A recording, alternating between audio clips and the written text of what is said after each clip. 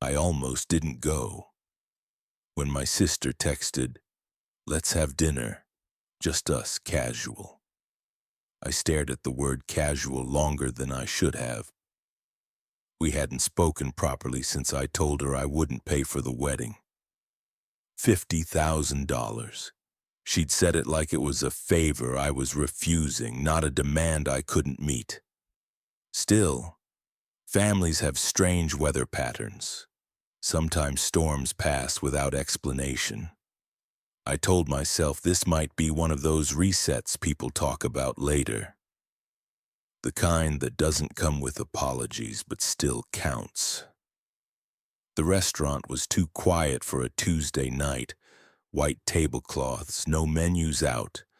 My sister was already there, sitting straight, hands folded, smiling like she was hosting something important.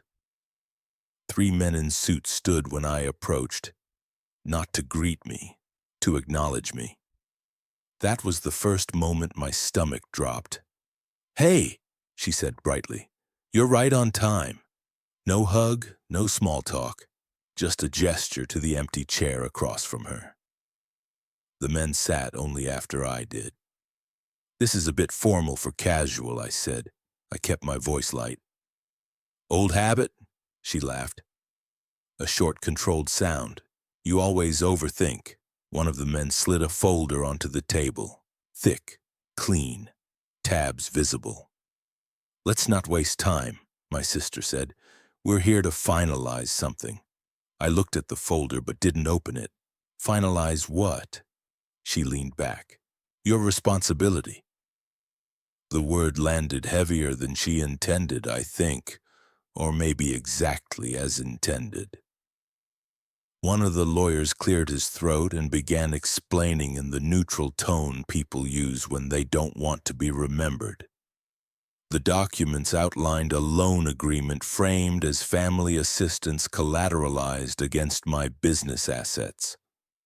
There were clauses about default, about public disclosure, about shared liability I hadn't agreed to, tied to obligations I didn't create.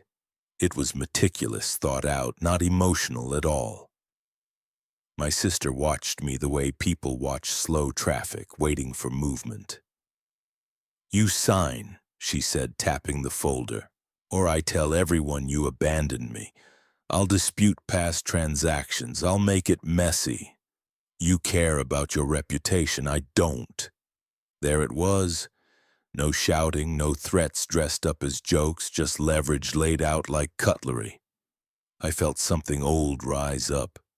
An instinct to explain myself, to soften the situation, to make her feel understood. Even now, I'd played that role for years.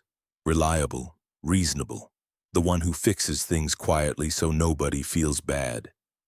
I didn't open the folder. Instead, I sat there and let the silence stretch. She frowned. "Say something." "I brought someone," I said. She blinked. "What?" "My wife?" I said, turning slightly. "She's parking." This was the first crack. Not because I'd mentioned my wife, she knew I was married, but because I hadn't told her why she wasn't already here, because I hadn't arrived alone like she'd planned for. "You didn't say," she started. The door opened behind me. My wife didn't look dramatic walking in. No sharp heels, no power suit cliché, just calm, observant, already clocking the table, the faces, the folder. She kissed my cheek, then sat beside me without asking permission from the room. "Sorry," she said to no one in particular. "Traffic," she turned to the lawyers. "I'm his legal counsel and his spouse." The shift was immediate, subtle but unmistakable. Chair straightened. One man's hand stilled mid-adjustment of his tie. My sister's smile didn't disappear. It tightened. "This is a family matter," she said quickly. My wife nodded. "That's usually when things get complicated." She reached into her bag and placed her own folder on the table. Thinner, no tabs, no performance. "I reviewed a draft of these documents 2 weeks ago. she said, looking directly at the man who'd spoken earlier. They were circulated to your firm by my sister-in-law. They rely on representations that are inaccurate. Inaccurate how? He asked carefully. Ownership, my wife said, and standing. She slid a single document forward. The assets referenced here, she continued, were transferred into a protected structure last year. Properly disclosed, properly recorded. Any attempt to assert liability against my husband personally would fail. Aggressively, no edge in her voice, no triumph, just clarity. The lawyers exchanged glances. Real ones this time, the kind that mean recalculating. My sister leaned forward. That's not what this is about. It is, my wife said gently. Because threats only work if they're enforceable. One of the men asked for clarification. Another asked for time. Their questions were no longer directed at my sister. She watched control drain from the table and didn't quite know what to do with her hands. So, you're just going to walk away? She asked me.